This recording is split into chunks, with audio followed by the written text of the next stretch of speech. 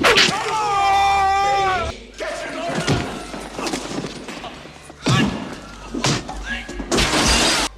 we're talking serious. I'm so fucked.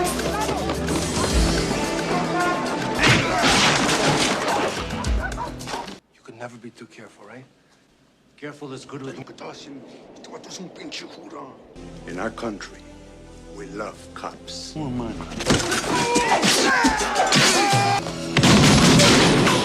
Cover me! 18-year-old nephew died in a crack house run by these guys. Bloody fire! Nice! Rod, over there, boy! You're dead, boy, here! Hatch!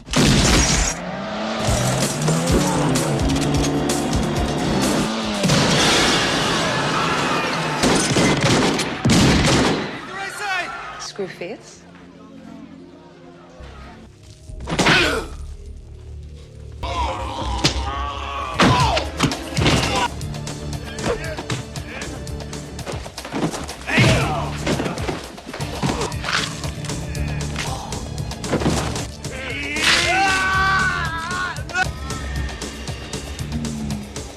The film opens in Colombia, where DEA agent John Hatcher and his partner Chico pursue a drug trafficker named Hector through crowded streets before trapping him.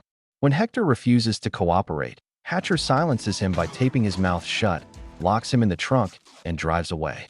Later that night, Hatcher meets an informant in a dilapidated nightclub. The contact leads them to another dealer, and a sting operation is arranged to expose a hidden cocaine operation. During the meeting, a rival gang storms in, demanding the money. In the chaos that follows,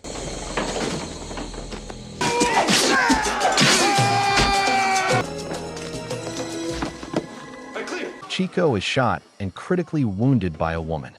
Hatcher retaliates by firing through a wall, killing her without hesitation.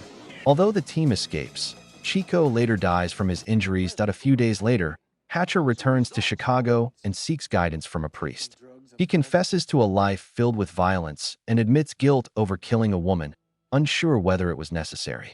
The priest urges him to walk away from violence and reconnect with his family. Taking this advice to heart, Hatcher informs his superior that he wants to retire. His commander insists that undercover work is unpredictable and that Chico's death was a tragic but unavoidable accident. Hatcher reunites with his sister and aunt, hoping for a peaceful life. He later visits his old neighborhood school and reconnects with Max, a former Army comrade now working as a football coach. Though glad to see Hatcher, Max is worried about the growing presence of a violent Jamaican gang known as the Posy near the school. Hatcher warns him to stay out of it and avoid unnecessary danger. Meanwhile, a small-time dealer named Tito seeks help from the ruthless Posy leader, Screwface, who uses Obia, Afro-Caribbean mysticism, to intimidate enemies. Tito asks for supernatural protection to gain an advantage in a gang war, but Screwface refuses. The next night, Hatcher and Max go to a bar, unaware that Tito has arrived with his crew. A violent shootout erupts between Tito's men and the Posy. Several people are killed, including Tito. Amid the mayhem, Hatcher saves an innocent man from execution and arrests one of Screwface's enforcers, handing him over to the police. Hatcher soon learns that the Posy are receiving weapons from a gun dealer named Jimmy Finger. When Screwface hears that one of his men was arrested by Hatcher, he orders retaliation. The next day, Screwface's gang attacks Hatcher's home, riddling it with bullets.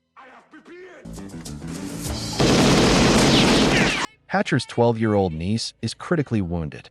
His sister blames him for bringing danger to their family. Overcome with anger and guilt, Hatcher decides to abandon retirement and joins forces with Max to take down Screwface. Hatcher tracks down Jimmy Finger at his apartment and demands information. Jimmy arrogantly agrees to talk, but suddenly leaps out a window to his death, revealing nothing. When Screwface learns that both his gun supplier and another enforcer have been killed, he vows to annihilate Hatcher's entire family. I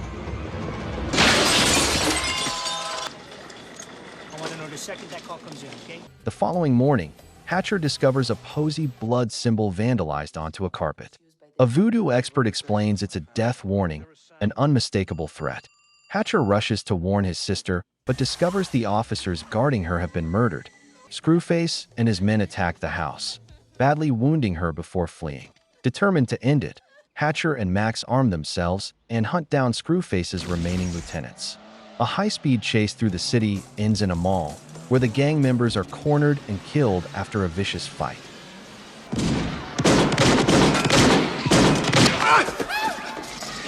Yeah, bad boy.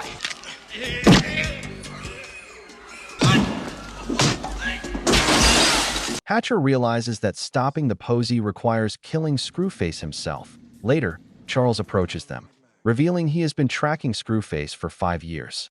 He explains that Screwface has fled to Jamaica and offers his help. Hatcher agrees, and the trio travel to Kingston after acquiring weapons. In Jamaica, Max and Charles gather intelligence on the streets. A local man provides a photo of a woman linked to Screwface. Hatcher meets her at a club, where she gives him the location of Screwface's mansion and hints at his dark secret, claiming voodoo illusions make him appear monstrous, with multiple heads and eyes. Disguised as posy members, Hatcher, Max, and Charles infiltrate Screwface's estate during a lavish party. A firefight breaks out. Inside, Hatcher stumbles upon a ritual chamber and is captured. Before the sacrifice can begin, he breaks free, kills the remaining guards, and confronts Screwface.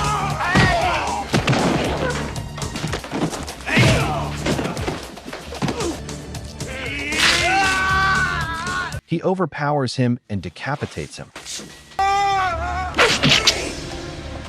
Believing the threat is over, the group returns to Chicago. Hatcher displays Screwface's severed head to intimidate the posy into leaving the city. However, the true mastermind emerges, Screwface's identical twin, who has been running operations in Chicago. He murders Charles, and chaos erupts. Hatcher fights through the gang before engaging the twin in a brutal sword fight. He ultimately kills him by gouging out his eyes, snapping his back, and throwing him down an elevator shaft.